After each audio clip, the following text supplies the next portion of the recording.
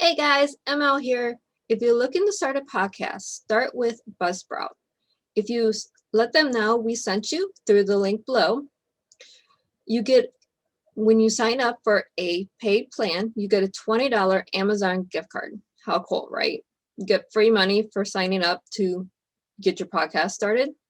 So Buzzsprout gets you the show listed every major podcast platform that you need.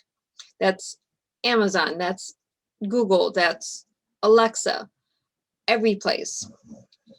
You'll get a great looking podcast website, audio plays that you can drop into your own website, detailed analytics to see how people are listening, tools to promote your episode, and so much more. Join over 100,000 podcasters already using Buzzsprout to get their message out to the world.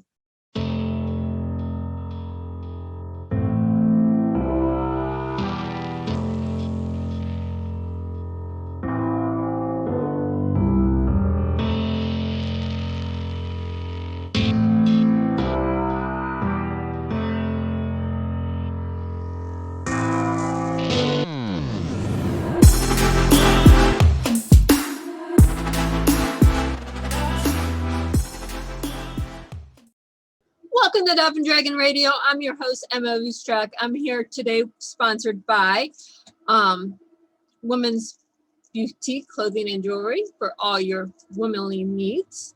And I'm here with today's author, Kathryn Livingston, in her book, Yin, Yang, and Yogini. Welcome. Thank you. Good to see you. So, okay, you do a little bit, your writing, yoga, motherhood, blogger, writer, a little bit of everything. So where did you get started? Where did I get started? With which part? What was the very first part that you went into? Okay, well, let's just say I grew up wanting to be a writer. I always knew I was going to write when I got older. I kind of wanted to be one since I was 5 years old. So I fell in love with books and words early on. And so when I grew up and went to college and everything, I pursued a writing career and I worked in newspapers and magazines. And then after I had my 3 children, got married and had 3 sons, I continued as a freelance writer. I quit my day job after the first baby came, and then I stayed home and I continued to freelance write. And then at some point, which I could talk about a little later, I got into the yoga. And that just led to more yoga. So I decided I would write a memoir about my yoga journey and how it changed my life. So we have the book out, and this is your yoga journey, basically. Mm-hmm. And you started in midlife doing this. Right. So it's not a 20-year-old starting yoga at any, this is after kids, after, So what was that like starting out of your 20s, out of your, when everyone thinks yoga is when you start?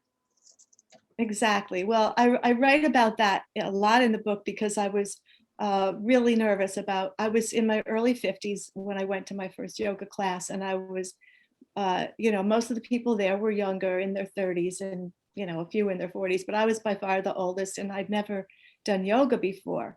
But what led me to do yoga in the first place was I was a very anxious person, and I was always nervous about everything and worried, and I had a lot of fear.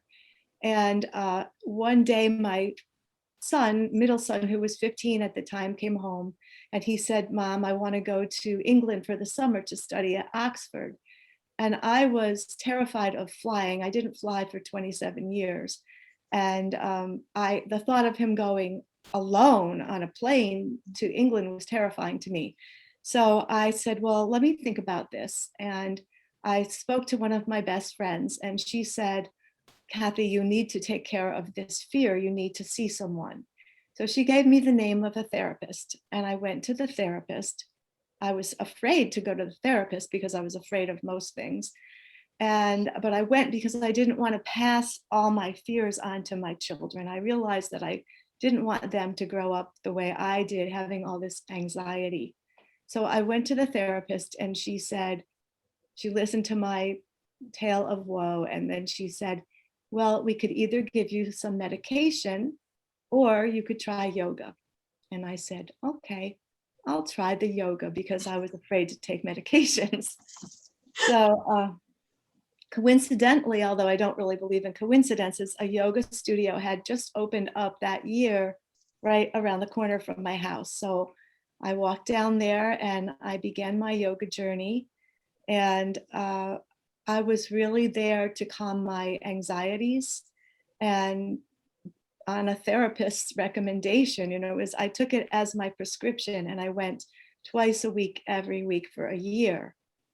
And that helped me send my son off to England and deal with a lot of other things that I was afraid to deal with, because I was really afraid of change. Like so many people, anything that had to do with change sent me into a bit of a tizzy. So, Well, we went through a whole year of change all at once last year. I mean, yeah, you want to throw someone into a tizzy, live through 2020. I mean, everyone listening to this has lived through it, but now 10 years from now, people can go back to this and go, what was 2020? It has all this stuff, but you have the good change, the negative change. Regardless of how you look at things, there's a year of just personal development going on. right. And we all have this anxiety now that we didn't have 2 years ago because our life just completely flipped. So true. So And yeah, doing something physical like yoga actually helps with anxiety. totally. The thing about yoga that I didn't really realize, because until this therapist, told me about it, I thought it was just a physical practice, Mhm. and that people did it just to lose weight or something, which is really not the reason you do yoga. But although you can lose weight doing it, but I went to calm that anxiety, and I learned that you know, it's not just about the postures and the poses, it's also about the breath and the mind and meditation. So I learned how to calm myself, which was it's very helpful to people in times like now. Even now, when yoga studios are closed and people aren't meeting in person, we're still doing Zoom yoga. And Mhm. we found that even though it's not the preferred way, it's a good way to keep up your practice and to connect with other students and other teachers. So you can still continue your home practice, and you can still continue going to Zoom yoga, and keep that meditation Discipline. going and discipline. Mm. Yeah, It's mental discipline. It's not physical discipline. It's mental discipline. And exactly. we've seen this with gyms. We've seen this with yoga. We've seen this with a lot of different things that now are online that a year ago weren't. It's a mental discipline you have to get into.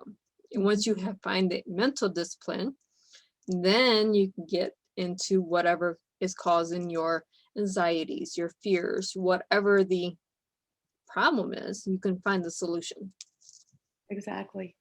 Yeah, it's about it's a change that comes over your mind when you find that peaceful place. Mhm. That and you let go of all those, they call it the monkey mind, but you let go of all that chatter, and you make a commitment to return to that, every time you sit down on your mat, and then you take it off the mat and you use it in your daily life, so that if you're, you know, able to go to a grocery store, which of course some people haven't for a long time, Mhm. but wherever you are, if you're sitting in traffic, you just go back to the breath, and you go back to that stillness, and you stop wandering off these paths, of anxiety. I mean, we have so much anxiety. We have so many paths that we take every day. You have the road rage. Well, if you take a breath and just go, Yeah. that does help. I It mean, does. there's more to it than that, but just for example Yeah. sake, we have so many things going on around us. Going back to the grocery store, that a lot of us had a year of just picking groceries up at curbside or have them delivered. Right. It's going back to what our lives used to be and trying to find it at the peace that we were at 2 years ago. Mm-hmm. And yoga does help with that. It definitely helps. And it But helps me to accept change because we realize that life is change. That was one of the first lessons I learned from my first teacher, was that if you keep fighting against change, it's just a futile thing, because that's what life is. right. Yeah, you can't keep everything the same. It's impossible. And if you try, you will suffer. Mm-hmm. So there's a lot of suffering going on just because people won't accept, or, can't accept, or have trouble accepting change. Mm-hmm. I mean, we see it in everything. If you turn the news on, how many problems would be solved if people just accept change? That's the cold truth. Okay, so we go back to the past. So we look at history. We try to learn from history so we don't repeat history, but we don't try to change history, because you can't change history. You can Right. change the future. You Mhm. can't change history. That's true. Well, the past is the past, and we can't change the past. And that's why, we can't live with regret and all of that. And another thing I learned from yoga and from reading The Power of Now by Eckhart Tolle was, being in the now. It's so important. Uh, I lived a long time, just being in the past, being in the future, worrying about stuff I did before, worrying about stuff I would do next, and not being in the present moment. So yoga helps us to do that, to just stay here and now, and know, that things will change. We will get back to a new reality. It's going to, it'll be different in some ways. It'll be better in some ways. It might be worse in some ways, but there will be change. And so we live in the moment that we're in, while we know that change will be coming again. So that's how it is. Right. Every day we change. Every day we cannot go back to what we had yesterday. We have to Right. keep moving forward. Yeah. But And when you're a parent, you realize that, because you watch your baby, grow to a toddler and then a teenager and now grown. And I mean, that's such a great example of change. You don't have that little infant anymore. No, So, we would all, as parents, love to take our child, bundle them up in those cute little adorable outfits they had when they're like 3, yeah, because they keep coming out with new adorable things, but it right. doesn't work that way. It doesn't work that way. So we have to accept that they're going to grow up and they're going to go to college and get married and all of that. And that was very difficult for me, and I'm sure it is for a lot of parents. I tease my daughter, she'll be 18 on Monday. I'm like, oh, so you're going on 8? Great. You're 8 years old again. We're going to do the whole 10 years all over. That's cute. It's just teasing her, because I know we can't go back to her being 8. Oh, I can cool. say she's 8 because she looks like she's 8. She's autistic. So in a lot of ways she is 8, but at the same time, she's not. Yeah. But this wasn't your first book. If I'm looking at this right, you were at Parenting Partners was your first book. Yes, I co-authored Parenting Partners with Dr. Robert Frank. He's a psychologist. And we wrote 2 books together. We wrote Parenting Partners and The Secret Life of the Dyslexic Child. And I helped him write that because he's dyslexic himself. And so he needed a co-author, and we had a great working relationship. So we wrote those 2 books. And then I decided to write my own memoir.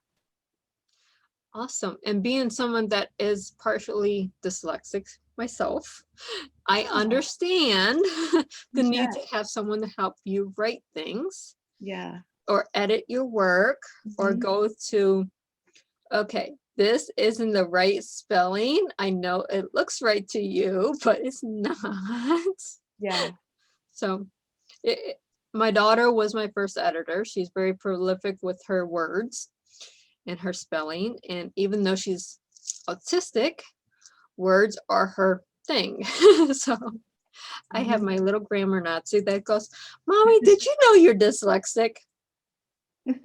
I hid this through most of high school, hid this through most of my life. And it takes my daughter to go, Mommy, you're dyslexic. And I just realized it. I'm like, oh, I guess I'm not good as hiding anymore, am I? Kids are very perceptive. They are. Figure these things out. It's wonderful when they figure you out as their parent, but also it's something that goes, oh, wait, I can't hide this flaw that I have. So now I'm having anxiety because I can't hide it. Right. It's a cycle. It is a cycle. So do we want to go back to the 8-year-old that I can hide things from, or the 18-year-old that I now have to deal with as an equal? Can't go back. So no, you can't. you are. So we have your memoir. Are you planning on writing another something? Actually, I did write a second memoir. I haven't found a publisher yet, but I sort of did a sequel where I continued my yoga journey. And this one is called Torn Between Two Gurus.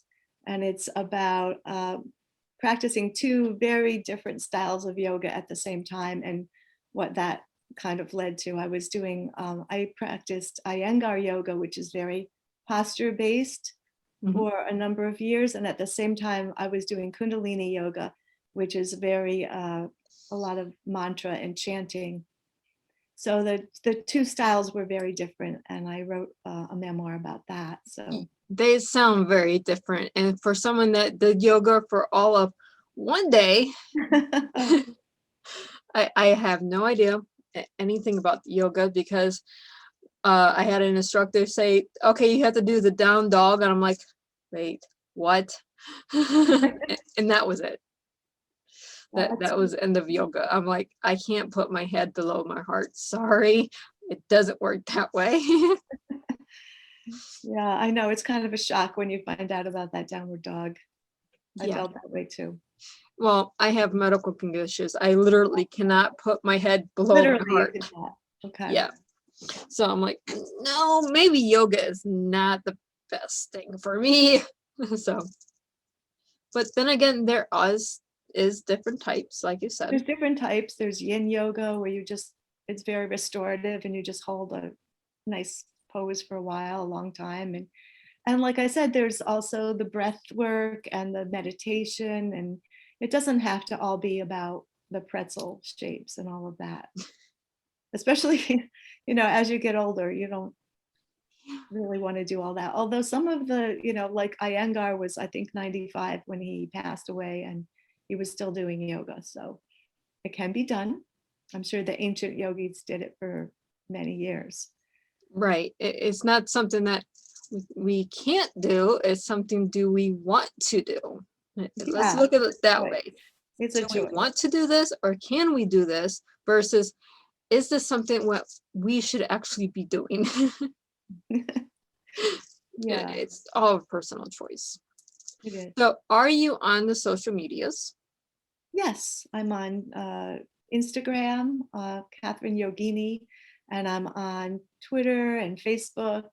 I have a Facebook author page, and I have a website, KathrynLivingston.com. Right. And for our viewers, if you look above us, the website is actually above your heads right now. So for our listeners, if you go onto the comment section, you can find all the links.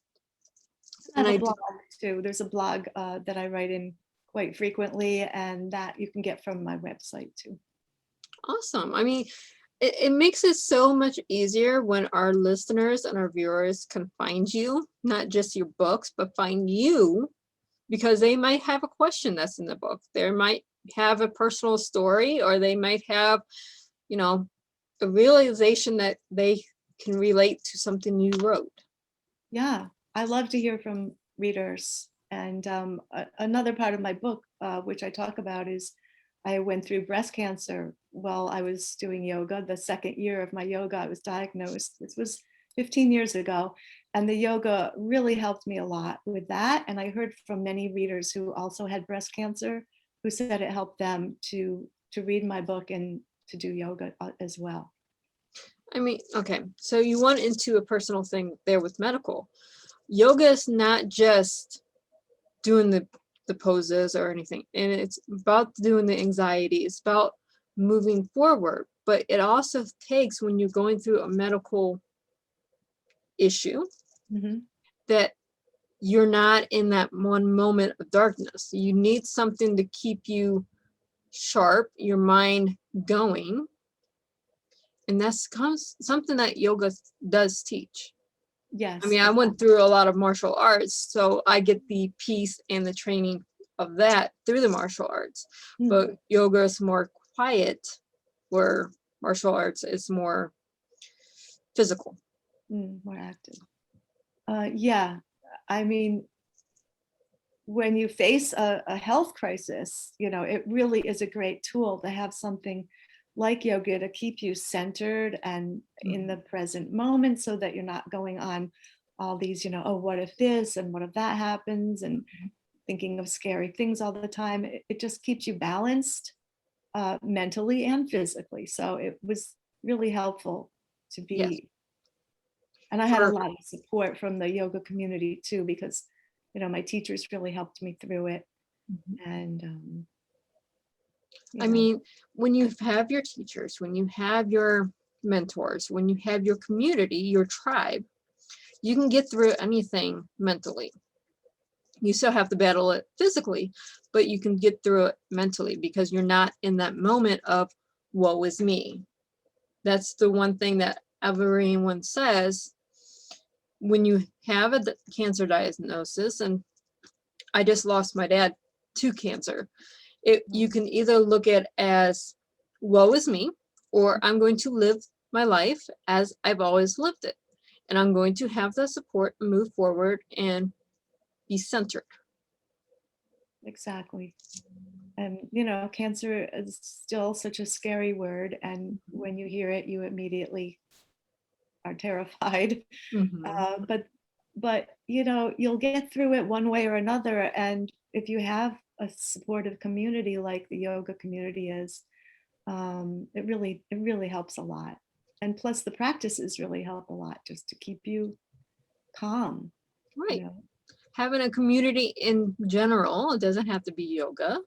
It could be a good close network of friends. It could be colleagues, it could be students, it could be whatever your network is. Having that community when you're going through something actually helps your psyche. For sure. And I learned a lot of great tips also that I could use just to get through little things like for instance, going to radiation or something like that. I would use a certain breathing to calm myself down, or I would use a certain mudra, just putting my fingers together to calm myself. You learn little tips like that, and that helps you when you have to face these, treatments and things. These mountains of whatever's in front of us, just breathing, going, I'm nervous, but I'm gonna smile and go, but it does help get through that. I mean, not always are you nervous and going through this. Sometimes you're so anxious, or you just want to get it over with, or you're just to the point of your day where you're done. And you just say, I'm done. I don't want to people anymore. I don't want to do this anymore. I'm done. You can breathe. You can, that sound that we go through, or you can put on hertz, meditations. It all helps. It all helps. There are tools in the toolbox. And a lot of people don't know about them. Like I didn't know about them before. So I was just kind of lost as to what do I do with all this fear and anxiety. So, we just have to open the toolbox and figure out what the tools are for. Exactly. I mean, we all have the same toolbox. whether we know it or not. We all have the same tools. We just have to have the initiative to go find the tools and figure out how to use them. Exactly. But it was so great having you on the show today. Thank you. And for all of our readers and our listeners, happy reading.